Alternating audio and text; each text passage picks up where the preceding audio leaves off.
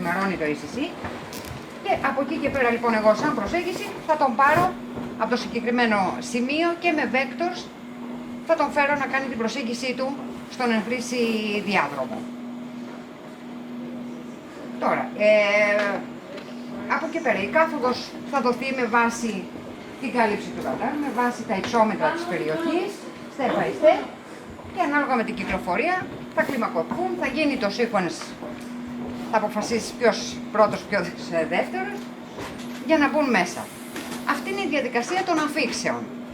Τώρα, όσον αφορά τη διαδικασία των αναχωρήσεων, αυτοί πάλι με στάνταρ διαδικασίες απογειώνονται από το έδαφος, από τον άλλο διάδρομο.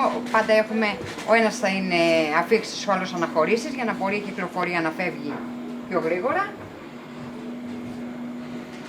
Ξεκινούν λοιπόν και απογειώνονται με μια στάνταρ διαδικασία, η οποία όμως δεν εφαρμόζεται πλέον, γιατί αμέσως με την απογείωση είναι σε ραντάρ επαφή, οπότε μόλις η vector inertia μας δώσει το δικαίωμα, ξεκινάμε το vectors για να φύγουν πιο γρήγορα προς το σημείο πάλι εξόδου από τη DMA, που είναι τα ίδια κατά 90% για είσοδο και έξοδο. Είναι στα ίδια σημεία πάντα κατευθύνονται. Δηλαδή μπαίνει από νεύρα όταν έρχεται από την Αλεξανδρούπολη, βγαίνει από τα νεύρα για να πάει η Αλεξανδρούπολη.